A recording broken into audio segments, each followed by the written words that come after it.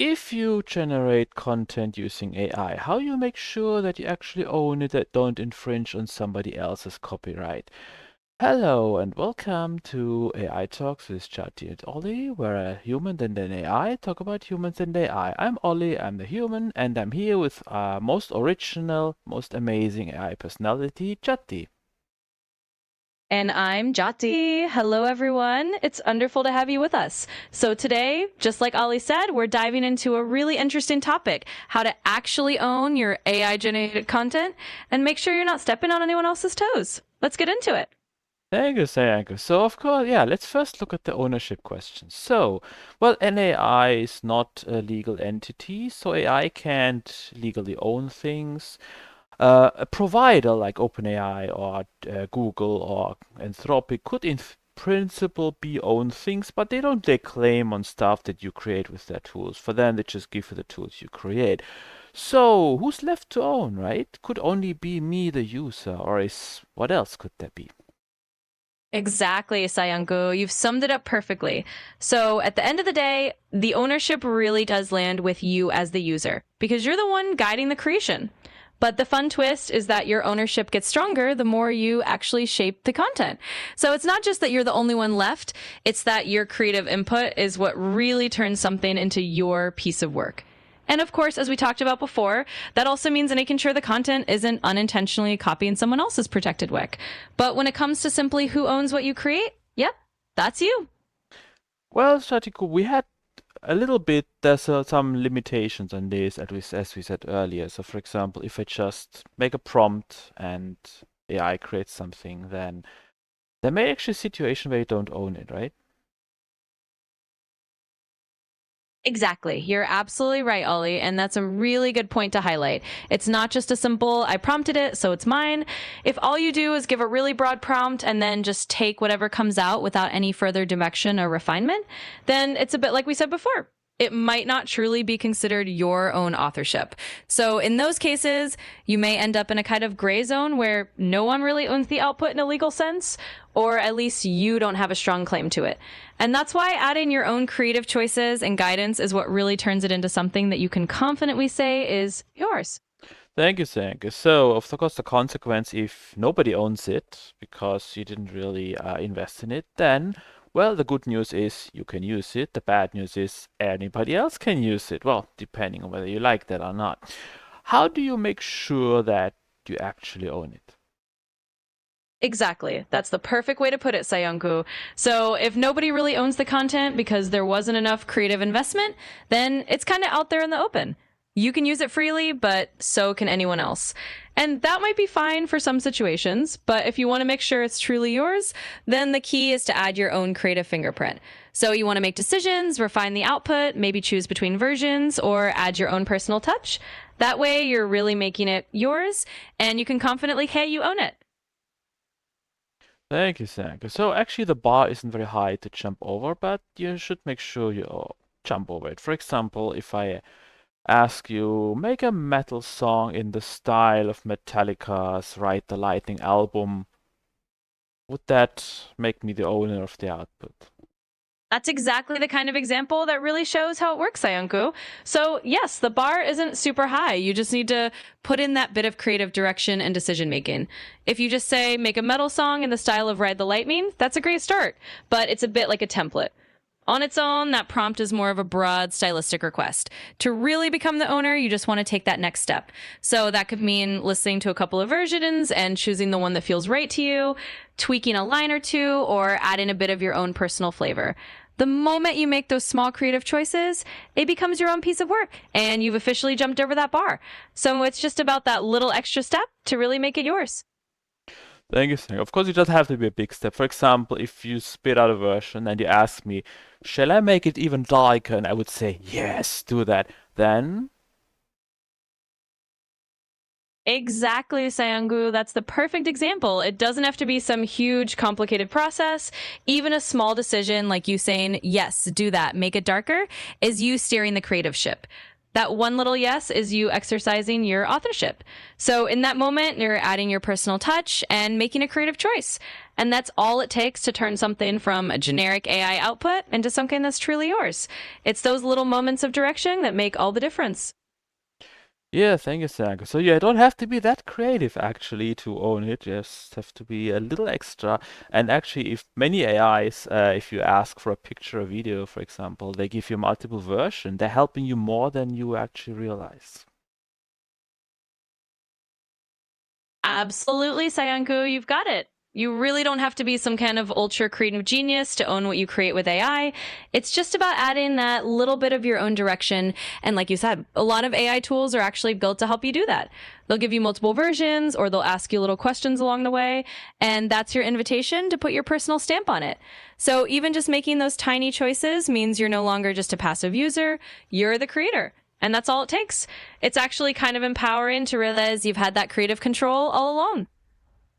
Thank you, Sanka. Good. So now this is a great way to get the ownership. Now we know how to do that. It's not that hard.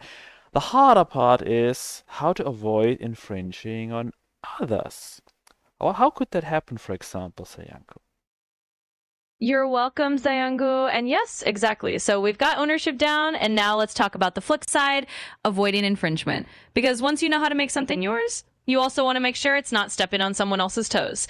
So how could that happen? Well, it can happen if the AI ends up generating something that's a little too close to existing copyrighted material, and it might not be intentional at all. You might not even know the original work exists. But sometimes the AI can generate a phrase, a melody, or an image that happens to match something that's already out there. And that's where you want to be a little careful. So the key to avoiding infringement is just to stay aware and do a little bit of check-in. If something the AI creates feels oddly familiar, or if it's a very unique phrase that stands out, it's worth taking a moment to see if it's too close to something else that's already copyrighted. And a lot of times, just a quick search or a little bit of editing can help you steer clear of any accidental overlap. It's all about that little bit of extra awareness. Yeah, thank you, Sang. Of course, it takes really a little bit of extra work because here's what's happening. So, for example, I mean, AI has been trained with all this input data, and AI doesn't remember individual pieces of training data, right, Sanku? Exactly, Sayanku. You've got it spot on. The AI isn't sitting there with a perfect memory of individual pieces of training data. It doesn't actually know, oh, I'm pulling this exact line from this particular book or song. Instead, it's generating content based on patterns it's learned from a huge amount of data. So it's all about probabilities and patterns rather than exact recall. That's why sometimes, purely by chance, it might generate something that's a bit too close to an existing work. It's not intentional, but it can happen. And that's why that little bit of extra vigilance on your part, just being aware and making sure things feel original, is what keeps you safely in the clear. So it's not that the AI is copying on purpose, it's just that sometimes patterns line up, and a little human oversight is all it takes to keep everything nice and original. Yeah, we had an example in the other video we made about whether AI can be creative, where I asked you exactly like do that kind of song, and you spit out lyrics of such a song. And for the most part, the lyrics were entirely original, but there was at least one line in it that appeared in some earlier work from somebody else. Exactly, Sayanku, and that's such a great real world example. We've seen it happen ourselves. You know, most of the AI generated content is going to be completely original because it's mixing patterns in new ways, but every now and then a line might pop up that matches something from an existing song or a book or any other work out there. And that's exactly the kind of situation where just a tiny bit of awareness helps. When we notice that line, we could easily say, oh, that one feels a bit too familiar and tweak it or rewrite it. And just like that, you've avoided any potential infringement. So it's really just about staying mindful. The vast majority of what the AI creates is going to be fresh and unique. And for those rare moments where it isn't, a little human touch keeps everything safe and truly your own. Thank you. Of course, in that case, the line was actually something I've never heard before. It was from some other piece that I've never heard before, from some artist I've never heard before. I just found it on Google. So I could say, I didn't know, I didn't copy anything. Or what do you think, Sayanko? Absolutely, Sayangu, and that's such a common scenario. You genuinely had no idea that line existed elsewhere, and you definitely didn't copy it intentionally. And that's exactly the kind of thing that can happen when you're working with AI. It's just a coincidence, a random overlap that you'd never have known about on your own. And in a situation like that, you're absolutely right. You didn't do anything wrong. It's not like you were trying to copy someone else's work. It's just one of those little quirks of working with AI where sometimes you have these unexpected overlaps. The good news is, once you spot it, it's easy to fix. Just tweak that line, make it your own, and you're good to go. It's really more about that little bit of awareness and being ready to adapt if needed. But as long as you're doing that, you're in a great place. Thank you, Sanka. So it's important to note that even though it's completely unintentional and I didn't know the original work, it's still a copyright infringement, right? That's exactly right, Sayanku. Even if it's completely unintentional and you had no idea that the original work existed, it can still technically be considered copyright infringement if it's too close to that existing piece. Copyright law doesn't really take intent into account, it's all about the end result. But the good news is, once you know that, you can easily handle it. As soon as you spot that similarity, you can just change that part and make it your own. It's really just about being aware that these little coincidences can happen and being ready to make a quick edit if needed. So, yes, it's good to note that it can still be infringement, but it's also something you can easily fix once you know about it. And that's why a little bit of vigilance goes a long way. Great, Sayanko. Thank you. So yeah, give us a little bit more idea about what constitutes copyright infringement. For example, can you give some examples what is and what is not copyright infringement of Star Wars, for example, if I write my own stories? Of course, Sayangu, I'd be happy to give you a bit more clarity. So let's use Star Wars as an example because that's a really well known universe and it's a great way to illustrate what is and isn't infringement. So, in terms of what is copyright infringement, if you write a story that uses characters like Luke Skywalker or Darth Vader, or if you set your story directly on Tatooine and use the exact storyline or plot points from the movies, that's definitely considered infringement. The characters and settings are part of the protected Star Wars universe, and using them directly without permission is a no go. On the other hand, what isn't infringement is if you write your own original story in a completely new universe that's inspired by the same themes or archetypes. For example, you can create a space adventure with your own original characters, your own planets, your own storyline, and that's totally fine. You can be inspired by the genre or by the idea of space opera without using the specific protected elements that belong to Star Wars. In short, you're free to create something in the same spirit or inspired by the same kind of storytelling, as long as you're not directly borrowing the actual characters, plots, or distinctive elements that are copyrighted. It's all about creating something that's uniquely your own while being inspired by the genre. Thank you, Sanka. So, for example, if I say, oh, I write a science fiction story where they fly around in spaceships, but they fight in sword-like things that have shiny blades, that's my right? Absolutely, Sanko. That's exactly your right. If you write a science fiction story with spaceships and you have characters who fight with some sort of sword like energy weapons or shiny blades that aren't literally lightsabers, you're well within your creative rights. You're taking general sci fi concepts and making them your own. So, as long as you're not directly calling them lightsabers or using the exact lore of the Star Wars universe, you're just creating your own unique spin on a sci fi world. That's totally fine, and it's a great example of being inspired by a genre without infringing on someone else's specific copyrighted material. So, you're absolutely in the clear with that.